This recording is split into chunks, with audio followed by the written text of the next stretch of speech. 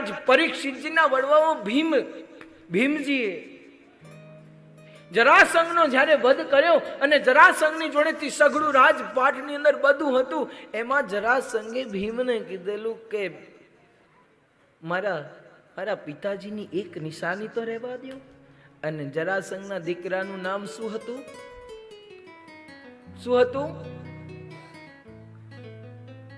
જરાસંઘના દીકરાનું નામ શું હતું?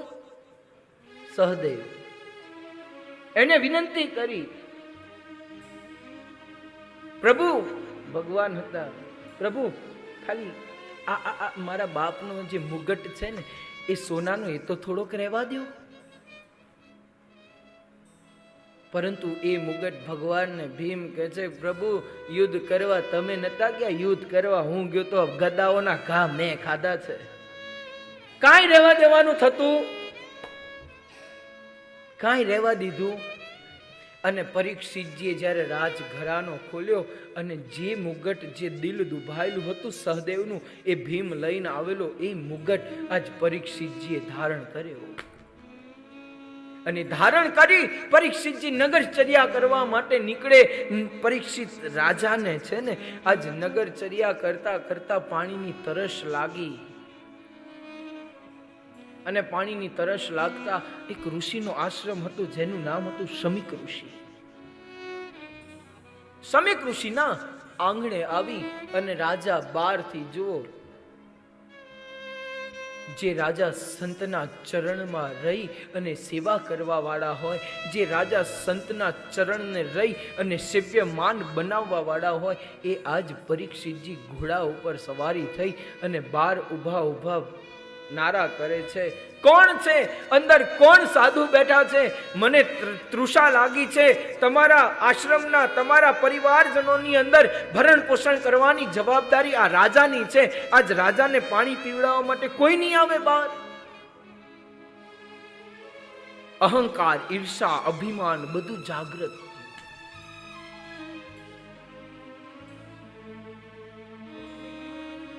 કોઈ આવ્યો નહીં. પરીક્ષિતજી ઉતર્યા, ઘોડે સવારથી ઉતરી અને રસ્તાના માર્ગની અંદર એક મૃત સર્પ પડેલો, મરેલો સર્પ. અને એ સર્પને લઈ અને જે શમીક ઋષિ ધ્યાન મુદ્રાની અંદર હતા, ધ્યાનસ્થ હતા, ધ્યાનના જોઈ અને શમીક ઋષિના ગળાની અંદર પહેરાવી દીધો. બે ચાર ઋષિ બાળકો હતા. આજ એમના પુત્ર, શમીક ઋષિના પુત્ર, જેનું નામ હતું શૃંગી ઋષિ. શૃંગી ઋષિને જઈને કીધું કે તમારા પિતાજીના ગળાની અંદર સર્પ નાખી દીધો છે. તમારા પિતાના ગળાની અંદર આપણા રાજાએ છે ને સર્પ નાખી દીધો છે. અને ત્યારે શૃંગીને એટલું નહોતું કીધું કે મૃત સર્પ. ભક્તો, ક્યારે પણ કદાપી કોઈને વાત કરો ને તો ગોળી ફેરવીને વાત ન કરવી. સીધી જે વાત છે એ જ કહેવી. પરંતુ ખબર નહીં એનું પરિણામ ક્યારે શું બનતું.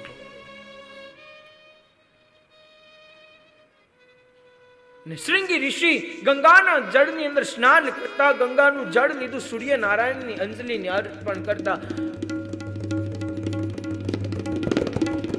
જેને મારા પિતાજીના ગળાની અંદર સર્પ નાખ્યો છે, આજથી એનું 7મા દિવસે તક્ષક આવી અને એનું મૃત્યુ થાય. એવો પરીક્ષિત રાજાને જ્યારે હે અજ્ઞાન ઉપજાને ઋષિના ગળામાં નાખે મન સમજાવીના 7 દિવસે સર્પદંશ થાશે. હે ઋષિના લાગ્યા એવા શ્રાપ મન સમજાવીના. અને જ્યારે શૃંગી ઋષિએ આમ શ્રાપ આપ્યો ને, અને પરીક્ષિતજી પોતાના રાજઘરાનાની અંદર, રાજ દરબારની અંદર જાય અને જેવો મુગટ કાઢી અને મૂકે, મુગટ જેવો મૂક્યો ને, એવા પરીક્ષિતજીને મનની અંદર શુદ્ધિ થઈ કે મારા દ્વારા મારા સંતનું, મારા ગુરુનું અપમાન.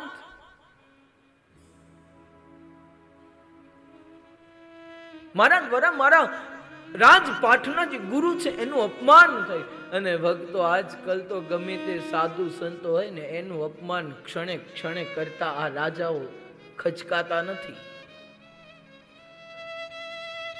અને કદાચ જો દુઃખી થતા હોય તો મારું તો એવું જ માનવું છે કે સાધુ સંતોની મનુસ્મૃતિ જ્યાં સુધી તૃપ્ત નહીં બને ને ત્યાં સુધી ભારત હિન્દુ રાષ્ટ્ર પણ નહીં બની શકે. હિન્દુ સંસ્કૃતિનું જાગૃતન એ શું છે?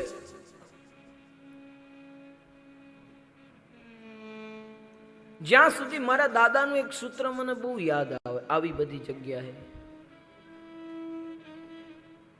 મારા દાદા જ્યારે આશ્રમ હતો ને ત્યારે એ સૂત્ર હતું. ગામની અંદર જ્યારે રહેતા ને ત્યારે ગામમાં ગાયના છાણ અને માટીથી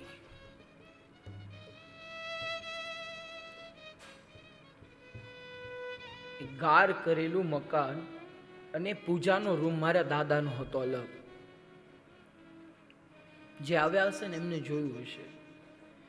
એ રૂમમાં કોઈ પ્રવેશી ન શકે દાદાની પરમિશન વગર. અને એ દરવાજાની ઉપર એક સૂત્ર લખેલું મારા દાદાએ, તું તને જો.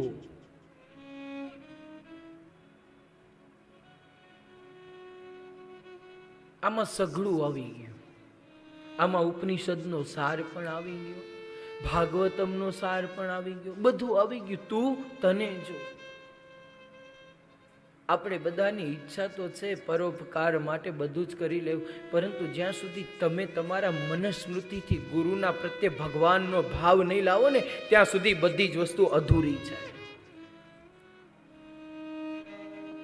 ક્યાંય ભટકવાની જરૂર નથી.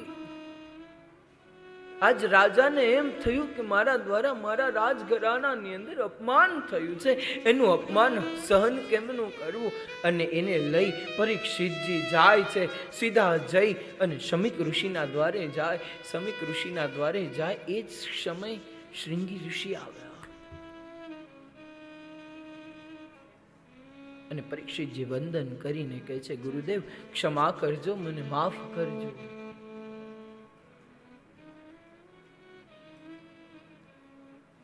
અને ત્યારે શમીક ઋષિએ કીધું કે રાજન, તું તો અહોભાગી છે. અમારા જીવનું તો કાંઈ નક્કી નથી, પરંતુ તને શ્રાપ નહીં, તને અભિશાપ આશીર્વાદ રૂપે મળ્યો છે કે તને 7 દિવસ સુધી તારો વાળ કોઈ વાંકો કરવા વાળું પેદા નહીં થાય. આપણું કાંઈ નક્કી ખરું? ગમે ત્યારે બટન પેલો ડીપીના ગમે ત્યારે ભડાકો થઈ જાય, પરંતુ પરીક્ષિતજીને 7 દિવસ સુધી કોઈ આંચ ન આવી શકત, કોઈ સંભાવના ન હતી. અને ત્યારે બસ એટલી વિનંતી કરીને કીધું, ગુરુજી મને 7 દિવસ સુધી મને હવે એ કથાનું રસપાન કરાવો. મારે બીજું કંઈ સાંભળવું નથી, મારે બીજું કંઈ શ્રવણ કરવું નથી. બસ કેવળ ને કેવળ મને એક ભગવત પ્રાપ્તિ થાય એવું કંઈક ભજન કરાવો, ભગવત પ્રાપ્તિની ચરણના આશ્રિત બનું એવું કંઈક સ્મરણ કરાવો. અને ત્યારે શમીક ઋષિએ એટલું કીધું કે રાજન, સાચા સંતના શરણે તું જાજે. રાજન, તારા પાપ કરેલા તું ગાજે. સાચા સંતના ચરણે તું જાજે, તારા પાપ કરેલા તું ગાજે. રાજા એટલું કીધું ને ત્યાં તો ગુરુદેવને વંદન કરી અને કહે છે, ગુરુદેવ, ગુરુદેવ તમે શું બોલો છો? સાચા સંતના ચરણે જાજે અને તારા પાપ કરેલા. આટલું જ્યાં કીધું ને ત્યારે શમીક ઋષિએ કીધું કે રાજન, એવું નથી, સાચો તો હું પણ છું, પરંતુ રોજ સવાર પડશે ને તો તને એક જ વિચાર આવશે કે મેં આ સંતનું અપમાન કર્યું, મેં આ સંતના ના કરવાનું કાર્ય કર્યું, જેને કારણે મારી જોડે સમય ઓછો છે. સાચા સંતના શરણે તું જાજે, તારા પાપ કરેલા ગાજે. શરણે મસ્તક મૂકીએ જઈને પડજે ઝૂકી, હું પદ ત્યાગી માથે કાળની નોબત વાગી, માથે કાળની નોબત વાગી. મળ્યો માનવ અવતાર, માથે સદગુરુનો હાથ, જોને જાગી માથે કાળની નોબત વાગી. ઓ માથે કાળની નોબત વાગી. વિનંતી કરી અને એટલું કીધું કે રાજન એટલું નહીં, જે કોઈ પ્રેમ પ્રભુને સંભાળે, જે કોઈ પ્રેમે પ્રભુને સંભાળે, એને ત્રિકમ આવીને તારે, એને ત્રિકમ આવીને તારે. અને પછી શું થાય? આપે વૈકુંઠમાં વાસ કહે કહે છે પુરુષોત્તમ દાસ. મન બળ ભાગી માથે કાળની નોબત વાગી. મળ્યો માનવ અવતાર, માથે સદગુરુનો હાથ, જોને જાગી માથે કાળની નોબત વાગી. એ જ સમયે શમિક ઋષિએ દ્વારા ઉપદેશ આપ્યો કે જાઓ રાજન, આપ ગુરુનું શરણ પ્રાપ્ત કરો. ત્યાંથી પરીક્ષિતજી નીકળે છે. ગંગાના તટ ઉપર ફરતા ફરતા ફરતા સુખતાલની જગ્યા આવી. સુખતાલનું સ્થાન જે હરિદ્વારથી 60-70 કિલોમીટરની દૂરી પર છે, ઉત્તરાખંડથી યુપીમાં છે. અને એ સ્થળ ઉપર જાઓ ને ભક્તો, તો ત્યાં હજુ પણ એ વટ વૃક્ષ છે.